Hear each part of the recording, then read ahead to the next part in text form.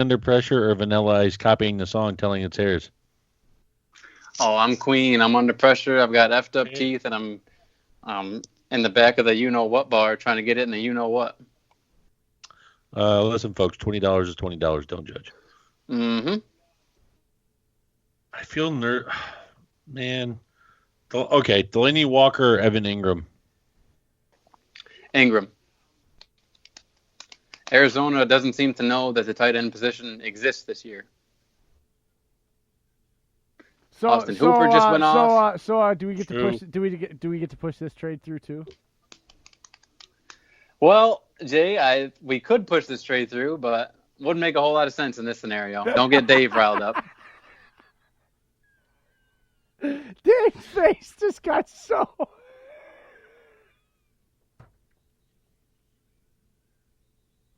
Yep, that's silence you're hearing, folks. Oh, These shenanigans are ridiculous right now.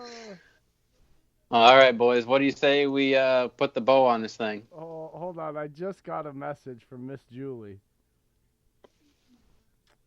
Yeah, her Venmo payment was just received, I bet.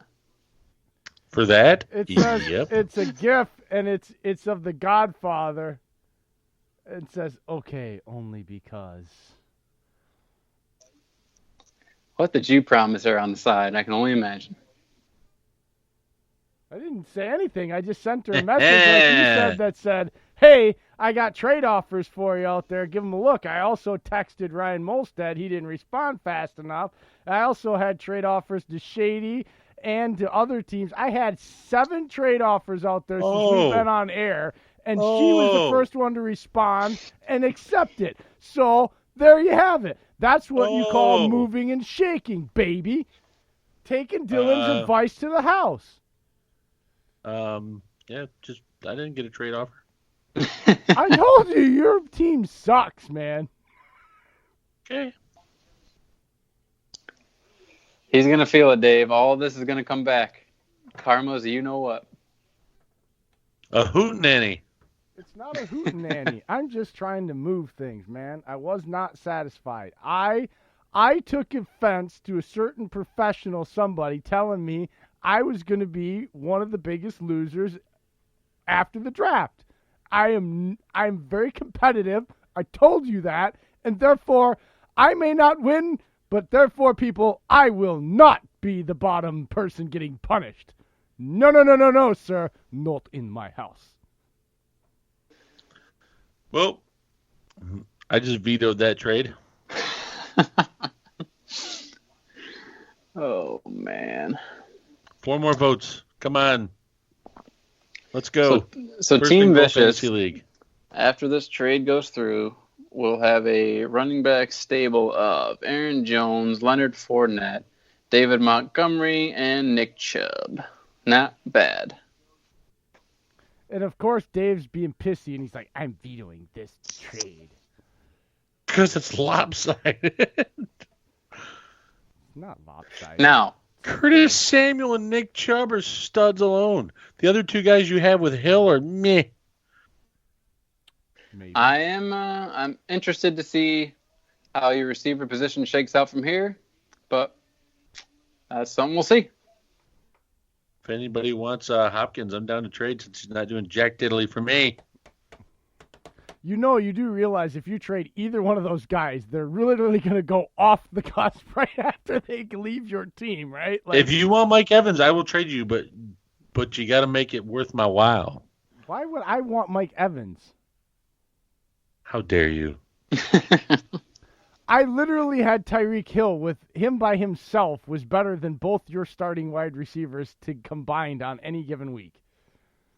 I can't help that they both took a dookie while facing you, okay? Why did I pick the Broncos for tonight? God damn it. Me too. God, I'm ashamed of I myself. can't believe my day. I am literally, you know what I feel like right now? I feel like I am in a live rendition of my own draft day, and you know, I'm that guy. And I want Putman just for the hell of it because I said so. You are certainly running through the rain with an umbrella in hand, sir. Whistling Dixie. And the umbrella's going to shatter soon. Okay, Dillon. What do you got for us, man? Dave is just absolutely flabbergasted, pissed off, and wants to figure out how he can rip the guts out of this. I'm scratching my beard on my mic. You look like my cat right now. That's. It better be a Mancoon. All right, well, I'll wrap it up. Tell you the winners from last week. You had Matt Ryan, Kyler Murray, Stephon Diggs, Hunter Henry, James Conner with big weeks. Your sell high candidates going into week 7 are the aforementioned Curtis Samuel, the aforementioned Stephon Diggs. Some more guys I would be looking to trade for. Thanks to the Bills' juicy schedule coming up, I love Josh Allen. I love John Brown. You also have James Conner, who had a big game last week with Samuel banged up, and who knows what we're going to get out of Benny Snell. I love James Conner to continue holding the load in Pittsburgh, so to speak. Mason Rudolph is looking like there's optimism for him to be back next week. Another guy I said to trade for was Robbie Anderson. Sam Darnold makes a huge difference coming back. I think you can still buy relatively low. I mean, Robbie Anderson's not the hottest name out there, but at least give it a try. And, like I said, love your trades, Jay. Getting Fournette was huge, and now you landed Chubb and Curtis Samuel. Good job. Essentially gave up a bunch of bench players. Well, look. I'm not even going to – I'm going to take – and this is all seriousness. I'm going to take about 30% credit for everything I've done. 70% of the credit, and this is going to piss Dave off, goes to you, Dillon. I'm literally just operating off of your advice. In 15 minutes of being on this show, I went and tried to trade for guys you said to trade for, guys to trade away that you've told me to trade away, and not just tried with one or two people, targeted people that I thought were all of equal value on different teams, and just flooded the market until somebody accepts it. This is 70% Dillon's advice, people. So if you wanna sit there and pat me on the back, you can go ahead and do that. But I am only going to take 30% of the credit because I literally just operated off of all the advice that Dillon's been giving me over the last 2 Saturdays on Fantasy File pregame show and on the last couple of Fantasy Files, including tonight. So, Dillon, thank you, sir. This is your genius really at work here. Well, thank you very much. You are too kind. I'm a lot smarter than I look. Well, it's just the point of we'll all – and this is going to be a good – no, honestly, Dillon, this is going to be something we want to kind of pen down because at the end of the season, this could be a major thing to come back and look at to see how this kind of stuff works out. Because for sure, I'm either going to look like the puppet master behind a very ingenious plan of a super smart fantasy guy, or we're both going to look like complete morons. Either way, so this is something to hang on to until the end of the season, Dillon, to hash back out. Oh, so this is your way of saying if you do well, then it's on both of us. If you do poorly, it's on me. I got it. No, it's on me because I just took your advice. Look, I can choose or not to choose to take that advice however I want. It's either going to turn out really good for me or it's not. But either way, I can only take a small portion of the credit, whether it works out or doesn't work out. Like, if it doesn't work out, it's more my fault because, hell, nobody's putting a gun to my head and making me do this stuff. But if it works out, I can't take a lion's share of the credit because I literally did not think of any of these concepts on my own or come up with these player names on my own. They came out of your mouth, so it is what it is. Well, there you have it, Fantasy World. From the horse's mouth. You're welcome.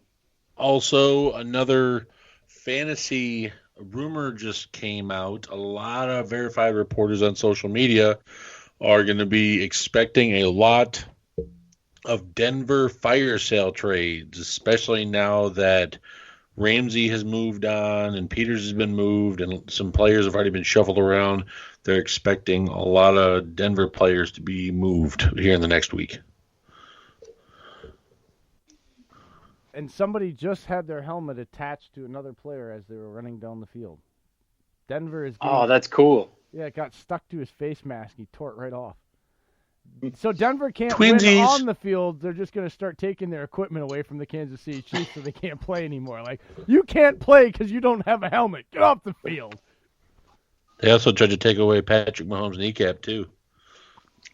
Man, I guess last thing I want to bring up, which isn't super fantasy related at all, but what a bad look for Vic Fangio losing at home to a division rival, and they don't even have their starting quarterback. Yeah, He looks grumpy to begin with. Now he looks extra grumpy. I think, unfortunately, he waited like 40 years for his chance to get a head coaching job, and we're finding out right away. I'm not ever going to. He's a coordinator. Away.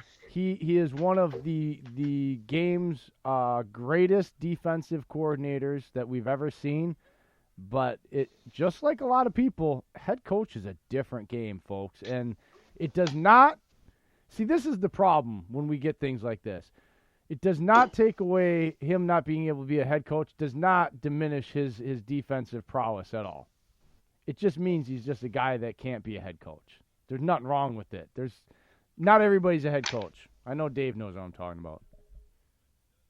I mean, yeah, we have a guy who's a defensive coordinator in Mike Pettin who said he will never do it again because the amount of stress and like ridicule he had to go through and prepare each week. He said he didn't even have any fun anymore. That's why he went back down to being a defensive coordinator, because he said it's fun for him. He gets to be with a group of guys that Mike Pettin said he gets to be with a group of guys now as a defensive coordinator and actually build a bond with them. When he's a head coach, he doesn't get to do that. So, and everyone's like, oh, he's on the high side list of head coach candidates. And I mean, if anyone knows the comments he made during this past offseason, he's not going to be a head coach again. So I don't even know why people are even considering it. Because they like to bring up stuff and try to stir a story and create a story, even if even if it's come out of the guy's mouth they're talking about that he said he's not. And you know what? I like that because it keeps the team together. And it does. It also means that it's very unlikely, unless he gets fired, he's going to leave Green Bay. Because why would you leave Green Bay to go to another team? You know what I mean? It's a lateral movement. So unless there was some sort of rift that started between him and LaFleur, or they for some reason decided that they thought they would be able to get a better defensive coordinator, which I think would be an insane idea. But I think him not wanting to be a head coach is a really good thing for not only Matt LaFleur, but for the Packers. He's one of the top 3 defensive coordinators in the league. Just period. Hey, shout out to Andy Reid, 200th regular season win as a head coach tonight, tying Marty Schottenheimer for 6th place on the all-time win list. Congrats, Andy. I know you got a soft spot for him. That's a huge that's a huge thing, man. Yeah, 200 is a huge accomplishment. That's a hard number to get as a head coach. I mean, only 6 to have it, man. And Andy Reid, I mean, he's been coaching since the McNabb days for Philly. Okay, so quick little rabbit hole before we get to our paying the bills, Dillon. Dillon thought he was going to get off. Yeah, well. How do you feel about Andy Reid as far as do you feel he's underrated and underappreciated as being a Philly guy yourself? No. I think whenever he's brought up on TV or the radio, people always talk about what an innovative, great offensive mind he is. Nobody ever trash talks Andy Reid and says he doesn't know what he's doing. The knock on Andy is he can't win the big game. So I think that's totally fair to this point. But I definitely think he gets the credit he deserves. Okay. All right. Well, I just wanted a perspective of somebody that had him as their head coach for a long, long time. Yeah. I mean, he was Green Bay's offensive guru too, underneath Holmgren. Right. I mean, you had Reed, you had Gruden, you had Mooch. I mean, think of all that offensive mind talent, Favre.